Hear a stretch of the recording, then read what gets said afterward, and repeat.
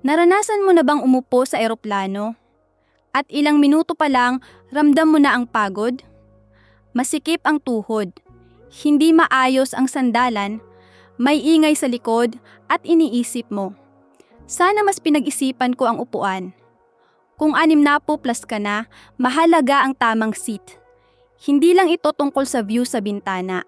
Tungkol ito sa likod mo, sa tuhod mo, sa katawan mong kailangang alagaan. Sa video na ito, pag-uusapan natin ang 10 seat secrets na dapat mong malaman bago ka lumipad ngayong 2026. Simple lang, malinaw, walang pananakot, walang sobra-sobrang gastos. Ako si Ate Clara, narito ako para samahan ka sa bawat biyahe. Hindi bilang eksperto na mataas ang tingin sa sarili, kundi bilang isang nagmamalasakit. Isipin mo ako na parang anak mo, o pamangkin, o kapitbahay na laging may paalala. Gusto ko lang na makarating ka ng ligtas at komportable, walang pagsisisi sa upuan na napili mo. Kung mahalaga sa iyo ang ganitong gabay, pindutin mo ang like at mag-subscribe ka para mas marami pa tayong matulungan na senior travelers. Handa ka na ba? Simulan na natin. Isa, huwag agad pumili ng pinakahuling row. Maraming tao ang hindi iniisip ang huling row. Kapag may natirang bakanteng upuan, doon sila napupunta. Minsan iniisip nila, tahimik siguro sa likod. Pero para sa 60 pataas, hindi ito laging pinakamagandang piliin. Una, kadalasan ang pinakahuling upuan ay may limitadong recline. Ibig sabihin, mas tuwid ang likod mo sa buong flight. Sa maikling biyahe, baka kayanin pa. Pero kung higit 4 na oras, ramdam ito sa baywang at balikat. Pangalawa, malapit ito sa CR. May mga taong tatayo at dadaan. May maghihintay sa aisle. May tunog ng pinto, may ilaw na bumubukas at nagsasara. Hindi ito laging tahimik. Pangatlo, kapag mabilis ang deplaning, ang mga nasa likod ang huli talagang makakalabas. Kung may connecting flight ka, bawat minuto ay mahalaga. May isa pang bagay na dapat tandaan. Minsan, sa likod din nakalagay ang ilang galley area, doon naghahanda ng pagkain ang crew. May galaw, may tunog ng cart. Hindi ito masama, pero maaaring makaistorbo sa pahinga mo. Hindi ko sinasabing bawal na bawal ang huling row. May mga pagkakataon na maayos din ito. Halimbawa, kung halos bakante ang flight. O kung gusto mo talagang malapit sa CR.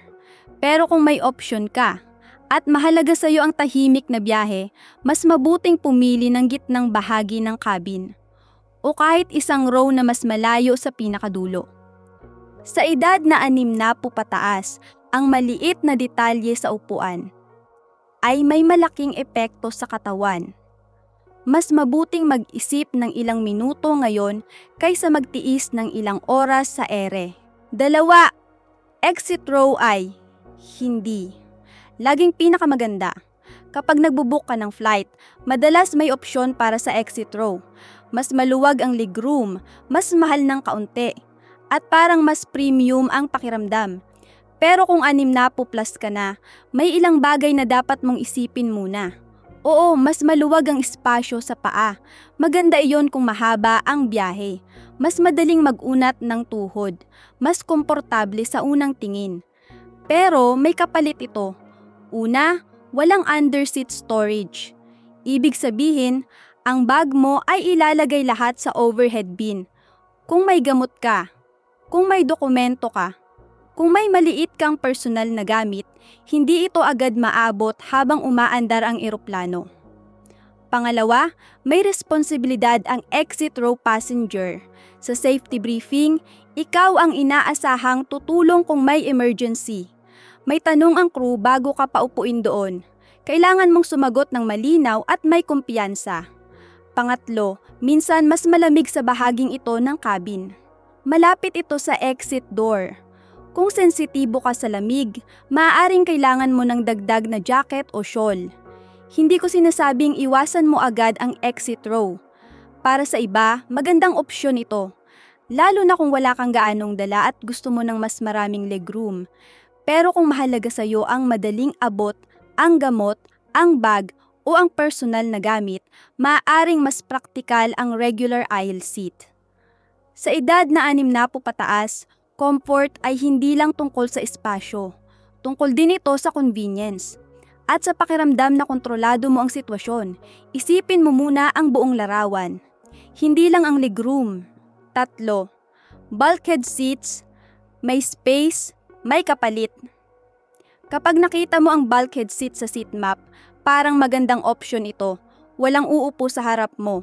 Mas maluwag ang pakiramdam sa tuhod. Walang sandalan na biglang aatras papunta sa'yo. Para sa 60 pataas, mukhang komportable ito sa unang tingin. Pero may ilang detalye na hindi agad napapansin. Una, ang tray table ay nasa loob ng armrest. Kapag binuksan mo, mas maliit ito kaysa sa karaniwan. Kung kakain ka, o gagamit ng tablet, medyo masikip ang galaw. Pangalawa, hindi na iaangat ang armrest. Ibig sabihin, mas fixed ang espasyo mo. Kung gusto mong bahagyang umusog or mag-adjust, mas limitado ang kilos. Pangatlo, wala ring underseat storage. Katulad ng exit row, lahat ng gamit mo ay nasa overhead bin habang take-off at landing. Kung may gamot ka na kailangang inumin sa oras, kailangan mo pa itong kunin bago magsara ang cabin. May isa pang bagay. Ang screen ng entertainment system ay kadalasang naka-install sa armrest. Minsan, mas mababa ang anggulo. Kung mahaba ang flight, maaaring mapagod ang leeg. Hindi ko sinasabing mali ang bulkhead seat. May mga senior na gusto ito dahil sa legroom, lalo na kung maiksi lang ang biyahe. Pero mahalaga na alam mo ang kapalit. Hindi lang espasyo ang sukatan ng comfort. Kasama rin ang accessibility at flexibility. Bago ka pumili ng seat, isipin mo ang haba ng flight at ang pangangailangan ng katawan mo. Kayo ba, anong buwan kayo madalas mag-travel? Mas busy ba kayo tuwing Disyembre? O mas gusto ninyo ang mas tahimik na buwan tulad ng Mayo o Setyembre? Isulat ninyo sa comments. Gusto kong malaman ang travel months ninyo. 4. Middle seat. Kailan ito problema? Alam nating lahat na hindi popular ang middle seat. Kung may choice, bihira ang kusang pumipili nito. 2 tao ang nasa magkabilang gilid mo. Pareho kayong naghahanap ng espasyo, pareho kayong gustong gumalaw ng komportable. Ang armrest ay nagiging tahimik na laban. Minsan hindi mo alam kung saan ilalagay ang siko mo. Minsan nahihiya kang gumalaw. Kung kailangan mong tumayo, kailangan mong magpaalam, kailangan mong istorbohin ang katabi mo. At sa long flight, hindi ito isang beses lang mangyayari. May isa pang bagay na hindi napapansin. Kapag nasa gitna ka, mas limitado ang galaw ng hangin. Hindi mo kontrolado ang window shade. Hindi mo kontrolado ang aisle access. Nakadepende ka sa 2 tao sa tabi mo. Pero maging patas tayo, may isang sitwasyon kung saan hindi ito ganoon kahirap. Kung mag-asawa o magkapamilya kayong 3 at kayo ang nasa isang buong row, ang middle seat ay hindi na problema. Mas may tiwala ka sa katabi mo. Mas maluwag ang pakiramdam. Kung solo traveler ka at may ibang opsyon, mas praktikal ang aisle. Mas madali ang pagpunta sa CR. Mas madali ang pag-inat ng paa. Ang pagpili ng seat ay hindi tungkol sa pride. Hindi ito tungkol sa ayoko sa gitna. Ito ay tungkol sa kung gaano ka kadaling makakagalaw sa loob ng ilang oras. Minsan, ang simpleng desisyon sa seat map ang magtatakda kung pagod o maayos ang pakiramdam mo paglapag. 5. Wilma boarding. Ano ang dapat mong malaman? Narinig mo na ba ang salitang Wilma boarding? Ibig sabihin nito ay window middle aisle. Sa ganitong sistema, unang pinapasok ang window seats, sunod ang middle, pinakahuli ang aisle. Sa unang tingin, parang maayos ang daloy. Mas kaunti ang banggaan sa aisle. Mas mabilis ang pag-upo ng mga nasa bintana. Pero kung aisle ang napili mo, maaari kang pumasok ng mas huli kaysa sa inaasahan mo. Ano ang epekto nito? Kapag puno na ang overhead bins, maaaring malayo ang mapaglagyan ng bag mo. Minsan, kailangan pa itong i-gate check. At kapag nangyari iyon, maghihintay ka pa sa baggage claim paglapag. May paraan ba para maiwasan ito? Oo. Una, mag-check-in agad pagbukas ng online check-in. Mas mataas ang chance na mapabilang ka sa mas maagang boarding group. Pangalawa, siguraduhin compact ang carry-on mo. Kung maliit at madaling ilagay, mas madali kang makakahanap ng space kahit huli kang pumasok. Pangatlo, maging handa sa posibilidad na may mag-request ng seat swap. Minsan may gustong lumipat sa aisle. Kung hindi ka komportable, okay lang tumanggi ng maayos. Ang mahalaga ay alam mo kung paano gumagana ang sistema. Hindi para dayain ito, kundi para hindi ka mabigla. Sa huli, ang maagang pagplano ay mas nakakatulong kaysa sa pagmamadali sa boarding gate. 6. Front o back? Hanapin ang tamang pwesto sa cabin. May mga pasaherong gustong nasa unahan. May iba namang okay lang sa likod. Pero totoo, hindi lang ito usapin ng preference. May praktikal na epekto ang pwesto sa cabin. Kapag nasa pinakaharap ka, mas mabilis kang makakababa paglapag. Kung may connecting flight ka, malaking bagay ang ilang minutong matitipid mo. Mas kaunti rin ang taong nasa harap mo kapag deplaning. Pero may kapalit din ito. Sa unang ilang rows, madalas nakaupo ang mga pamilyang may maliliit na bata. Hindi ito problema, natural lang iyon. Pero kung gusto mo ng mas tahimik na biyahe, maaaring hindi ito ang pinaka-relaxed na area. Kapag naman nasa pinakalikod ka, karaniwan ay mas huli kang makakalabas. At minsan, mas ramdam ang galaw kapag nagsiserve ng pagkain. May cart na dumadaan. May crew na gumagalaw ng mas madalas. May isa pang bagay na mas mahalaga kaysa sa harap o likod. Ito ay ang lokasyon ng pakpak. Ang bahagi ng eroplano na malapit sa pakpak ay kadalasang mas stable ang pakiramdam. Doon matatagpuan ang sentro ng bigat ng aircraft. Kapag may turbulence, mas banayad ang galaw kumpara sa pinakadulo. Kung sensitibo ka sa hilo o ayaw mo ng masyadong maalog na pakiramdam, magandang opsyon ang gitnang bahagi ng cabin. Hindi rin masyadong malayo sa unahan. Hindi rin masyadong malapit sa likod, isang balanse. Kapag tinitingnan mo ang seat map, hanapin ang rows na nasa ibabaw o bahagyang likod ng pakpak. Madalas ito ang tahimik at steady na zone. Hindi kailangang pinakamahal ang seat para maging maayos ang biyahe. Minsan, sapat na ang tamang lokasyon. Isang maliit na desisyon sa booking stage ang makakaapekto sa ilang oras mo sa ere. 7. Isang seat na madalas hindi napapansin. Kapag wide body ang eroplano, iba ang seat configuration nito. Minsan 3-3-3, minsan 2-4-2, minsan may gitnang hanay na 4 ang upuan. At dito may isang opsyon na hindi agad napapansin. Sa ilang wide body aircraft, may gitnang seksyon na may tig-2 upuan lang sa gilid. Ibig sabihin, 2 tao lang ang magkatabi. Walang pangatlo sa tabi ninyo. Kung 2 kayong mag-asawa o magkaibigan, ito ay napakagandang opsyon. Walang istorbo mula sa ibang pasahero sa isang side. Mas pribado ang pakiramdam. Kung solo traveler ka naman, ang aisle seat sa gitnang seksyon ay may kakaibang benepisyo. May aisle access ka. Pero iisa lang ang taong maaaring magpaalam sa iyo kung tatayo siya. Hindi katulad ng traditional 3 seat row na 2 ang maaaring gumising sa iyo. Mas kaunti ang istorbo, mas maayos ang daloy ng galaw. May isa pang advantage. Ang gitnang bahagi ng cabin ay kadalasang nasa mas stable na zone ng aircraft. Hindi ito sobrang unahan. Hindi rin pinakadulo. Pero paano mo ito makukuha? Kailangan mong tingnan ang aircraft type bago mag-book. Hindi pare-pareho ang layout ng bawat flight. Minsan nagbabago pa ito depende sa route.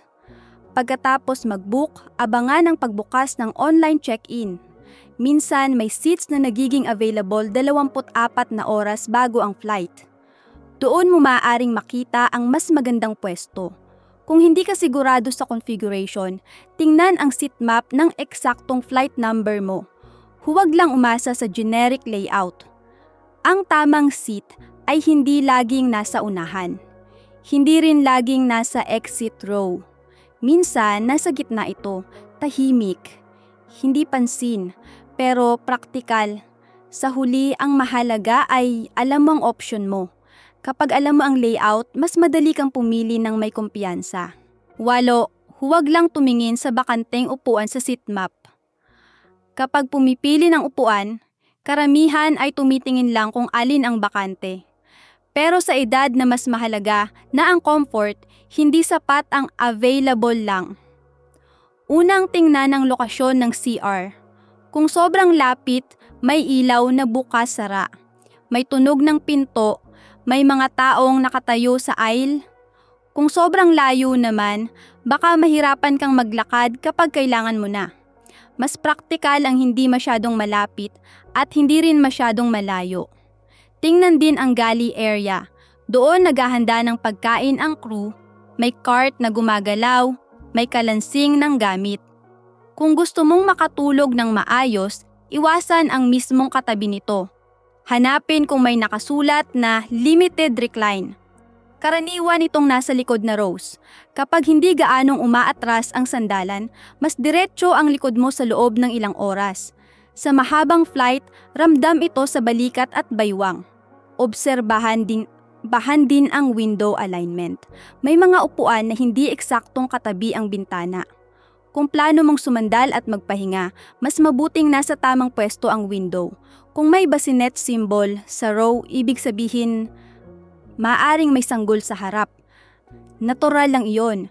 Pero kung mahaba ang biyahe at gusto mo ng mas tahimik na paligid, maaaring pumili ng ibang row. Isa pang mahalagang hakbang, alamin ang aircraft type. Hindi pare-pareho ang layout ng bawat eroplano. Minsan, nagbabago pa ito depende sa schedule. At bago ang flight mo, balikan ang seat map pagbukas ng online check-in. May mga upuan na biglang nagiging available. Minsan may mas magandang pwesto na lumalabas. Sa paglipas ng panahon, mas nagiging mahalaga ang maliliit na detalye. Hindi lang ito simpleng pagpili ng bakante. Ito ay pagpili ng mas maayos na biyahe. 9. Ang tamang oras ng check-in ay mas mahalaga kaysa sa iniisip mo. Maraming pasahero ang nag-check-in kung kailan nila maalala. Minsan gabi na, minsan ilang oras bago umalis papuntang airport. Pero kung gusto mong mas maayos ang upuan mo, ang oras ng check-in ay may malaking epekto. Karaniwan, nagbubukas ang online check-in 24 na oras bago ang flight. Sa unang mga minuto, marami pang available na mas magandang seats. Paglipas ng ilang oras, unti-unti itong nawawala. Bakit ito mahalaga, lalo na habang tumatanda? Dahil ang tamang upuan ay hindi lang tungkol sa view. Ito ay tungkol sa paggalaw, sa pag-stretch ng paa, sa madaling pagpunta sa CR, sa hindi pagpilit ng tuhod kapag tatayo. Kung huli kang mag-check-in, maaaring ang matira ay middle seats lamang, o mga upuan na hindi gaanong nagre-recline, o malayo sa aisle. Kapag mahaba ang biyahe, ang maliit na detalye ay lumalaki ang epekto. Isipin mo rin ang pag-deplane. Kung nasa likod ka at nagmamadali sa connecting flight, bawat minuto ay mahalaga. Ang maagang check-in ay minsan nagbibigay ng mas maagang boarding group. Mas maagang boarding, mas malaking tsansa sa maayos na overhead space. At bakit mahalaga ang overhead space? Kung may dala kang maintenance medicine, compression socks, ulas o maliit na bag na kailangan mong kunin habang nasa ere, mas mabuting hindi ito napalayo sa iyo. May isa pang benepisyo ang maagang check-in. Mas kampante ang pakiramdam mo. Alam mong nakapili ka na ng maayos na pwesto. Hindi ka nag-aalala sa airport kung saan ka uupo. Kung hindi ka sanay sa online check-in, maaari kang humingi ng tulong sa anak o apo. Minsan, isang beses mo lang itong gawin, madali mo na itong mauulit sa susunod. Mag-set ng simpleng alarm sa telepono. Isulat ang oras ng pag-alis. Bumalik ng eksaktong 24 na oras. Iyan ang oras ng pagbukas ng check-in. Pagbukas nito, tingnan agad ang seat map. May mga upuan na lumalabas na dati ay hindi available, may mga pasaherong nag-cancel, may nagpalit ng flight. Huwag magmadali. Pero huwag din maghintay ng matagal. At kung sakaling wala ng ideal na seat, maaari mo pa ring bantayan ito hanggang ilang oras bago ang flight. Minsan may nagbabago sa huling sandali. Sa paglipas ng edad, mas mahalaga ang maayos na simula ng biyahe. Ang stress bago pa man lumipad ay nakakapagod na agad. Ang maagang check-in ay maliit na hakbang. Pero nagbibigay ito ng mas malaking kontrol. At ang pakiramdam na may kontrol ka ay malaking bahagi ng komportabling paglalakbay. 10. Kailan talagang sulit ang bayad na upgrade? May mga pagkakataon na lumalabas ang tanong na ito. Magbabayad ba ako ng dagdag para sa mas magandang upuan o tiisin ko na lang ang regular seat? Hindi lahat ng upgrade ay kailangan. Pero hindi rin lahat ay sayang sa pera. Unang isipin ang haba ng flight. Kung 1 o 2 oras lang, madalas kaya pa ng katawan. Pero kung 4, 5 o higit pang oras, iba na ang usapan. Habang tumatagal ang biyahe, mas tumitigas ang tuhod, mas naninigas ang likod, mas bumabagal ang sirkulasyon ng dugo. Kung may arthritis ka, kung may dating injury sa balakang o likod, mas mararamdaman mo ang pagkakaiba ng mas maluwag na espasyo. Ang premium, economy o preferred seats ay kadalasang may mas malalim na recline. Mas maayos ang legroom. Mas may puwang para igalaw ang paa. Hindi ito luho kung minsan. Ito ay pamumuhunan sa mas maayos na pagdating. Isipin mo rin ang oras ng flight. Kung red eye o gabi ang biyahe, mas mahalaga ang tulog. Kung hindi ka makapagpahinga ng maayos sa ere, 2 araw kang maaaring pagod pagdating.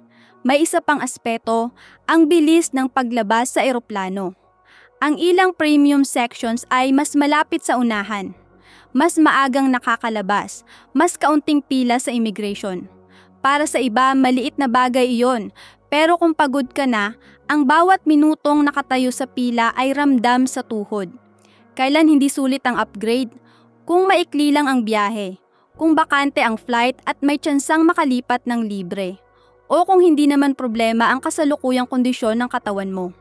May timing din ang pagtingin sa presyo. Minsan, mas mataas ang halaga kapag unang nag-book. Minsan, bumababa ito malapit sa araw ng alis. Hindi ito palaging pareho, pero sulit suriin muli bago mag-check-in. Ang pinakamahalagang tanong ay ito, ano ang mas mahalaga sa iyo? Ang maliit na dagdag na bayad ngayon o ang posibleng 2 araw na pananakit pagkatapos? Habang tumatanda tayo, mas nagiging malinaw ang isang bagay. Ang kalusugan ay hindi napapalitan. Kung ang upgrade ay magbibigay ng mas maayos na tulog, mas madaling paggalaw at mas magaan na pakiramdam paglapag, maaaring ito ay tama para sa iyo. Hindi ito tungkol sa status. Hindi ito tungkol sa pagyayabang. Ito ay tungkol sa pag-aalaga sa sarili. At minsan, ang pinakamagandang desisyon sa paglalakbay ay ang desisyong nagpapagaan sa katawan mo pagdating. Plus 6, SIAT strategy, isang simpleng gabay. Bago ka lumipad. Pagkatapos nating pag-usapan ang lahat ng detalye, gawin nating simple. Hindi mo kailangang tandaan ang lahat. Kailangan mo lang ng malinaw na plano. Una, tingnan ang haba ng flight. Kung mahaba ito, unahin ang comfort kaysa sa maliit na tipid. Mas mahalaga ang katawan mo kaysa sa ilang dolyar na matitipid. Pangalawa, piliin ang pwesto na magbibigay sa iyo ng madaling galaw. Kung madalas kang tumayo, imbo aisle ang mas praktikal. Kung gusto mo ng mas tahimik at mas steady na pakiramdam, hanapin ang gitnang bahagi malapit sa pakpak. Pangatlo, iwasan ang sobrang lapit sa CR at galley. Hindi dahil bawal ito, kundi dahil mas maraming galaw at ilaw doon. Sa mahabang biyahe, ang tuloy-tuloy na pahinga ay mahalaga. Pang-4, mag-check-in sa tamang oras. Huwag maghintay hanggang huli. Mas maraming pagpipilian kapag maaga kang kumilos. Mas kampante ang pakiramdam kapag alam mong maayos na ang upuan mo. Pang-5, siguraduhing madaling maabot ang mga kailangan mo. Kung may iniinom kang gamot sa oras, planuhin kung saan ilalagay ang maliit na bag. Huwag ilagay ang lahat sa malayo kung alam mong kakailanganin mo ito. Pang-6, Kung may nararamdaman kang pananakit sa tuhod o likod, huwag maliitin iyon. Isaalang-alang kung makakatulong ang mas maluwag na seat. Minsan ang maliit na dagdag na espasyo ay malaking ginhawa paglapag. At higit sa lahat, huwag magmadali sa pagpili. Ang seat selection ay tumatagal lamang ng ilang minuto. Pero ang epekto nito ay ilang oras sa ere. Ang maayos na biyahe ay hindi aksidente. Ito ay resulta ng maliit pero tamang desisyon. Habang tumatanda tayo, mas nauunawaan natin ang halaga ng pagiging handa. Hindi para maging perpekto ang lahat, kundi para maging mas maayos ang pakiramdam natin pagdating. Ito ang simpleng gabay. Hindi komplikado, hindi mahal, pero makakatulong sa mas magaan na paglalakbay. Kung umabot ka hanggang dito, ibig sabihin, mahalaga sa iyo ang maayos na biyahe. Kung nakatulong ang video na ito, pindutin mo ang like. Malaking tulong iyon para mas marami pang senior travelers ang makarating sa channel na ito.